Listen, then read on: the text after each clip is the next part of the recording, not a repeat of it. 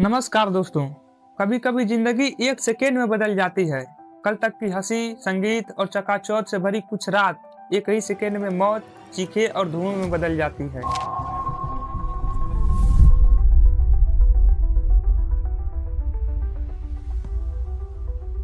गोवा, एक जगह जो हम छुट्टियों, आजादी और खुशियों से जोड़ते हैं, लेकिन आज वहीं पर एक ऐसी त्रासदी हुई जिसने न सिर्फ 23 लोगों की जान ली, बल्कि जिंदा बच गए लोगों की मुस्कान, उनकी नींद, उनका सुकून भी छीन लिया। आज की ये कहानी न सिर्फ हादसे की है, बल्कि उन लोगों की है जो एक पार्टी में गए थे और कभी घर वापस नहीं आए। यह घटना है 6 दिसंबर 2025 की रात 11 बजे की। गोवा के अरपोरा इलाके की यह घटना है। एक नाइट क्लब जहां हर गाना जिंदगी जैसा लगता है। वहां लोग नाच रहे थे, कुछ दोस्त जन्मदिन मना रहे थे, कुछ कपल्स पहली बार मिले थे और कुछ सिर्फ वीकेंड का स्ट्रेस भूलने आए थे।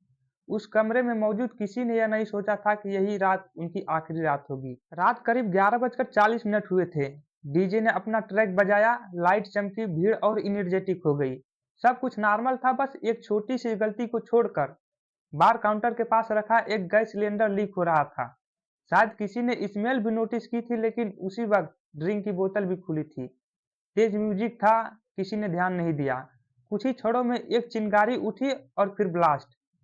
ये ब्लास्ट सिर्फ धमाका नहीं था, ये मौत की शुरुआत थी। बार का हिस्सा पल भर में आग से घिर गया। लोगों ने पहले सोचा कि ये कोई स्पेशल फायर इफेक्ट है, लेकिन जब हीट ने चेहरे जलाने शुरू किए तो सच्चाई महसूस हुआ। लोग भागना चाहते थे, लेकिन दरवाजा एक ही था, और वो भी अंदर की तरफ खुला था।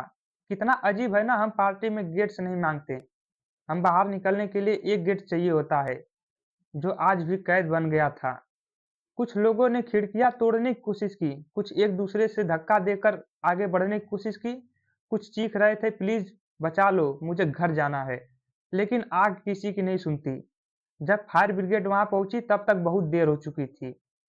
कुछ बॉडीज पहचानने लायक नहीं थी, कुछ की पहचान सिर्फ मोबाइल फोन, ब्रेसलेट और टैटू से हुई। सरकार ने जांच के आदेश दिए, नेमे, licence, fire exit, safety drill, सबकी बात होगी। लेकिन सवाल ये है, क्या ये बातें घटना से पहले नहीं हो सकती थी? क्यों हर हादसे के बाद ही हम जागते हैं? क्यों सिस्टम के रूल सिर्फ कागजों में होते हैं, जमीन पर नहीं? ये हादसा सिर्फ गोवा का नहीं, ये हर शहर का है। हर मॉल, हर थिएटर, हर रेस्टोरेंट, जहाँ सेफ्टी सिर्फ चेकलिस्ट है, जिम्मेदारी नहीं।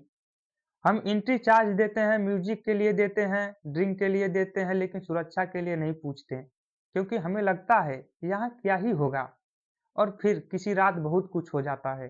आज हम उन लोगों के लिए दुआ करें जो इस दुनिया से चले गए, उन परिवार के लिए जो इस रात से कभी नहीं निकल पाएंगे, और अपने लिए कि हम अगली बार जब कहीं जाएं तब सिर्फ एंट्री टिकट नहीं, बल्कि एग्जिट भी ढूंढेंगे, क्योंकि जिंदगी का कोई दूसरा गेट नहीं होता। यह सिर्फ एक हादसा नहीं, यह एक सवाल है, क्या हमारी खुशियां सुरक्षित हैं, या हम सब किसी अगली ब्रेकिंग न्यूज का इंतजार कर रहे हैं।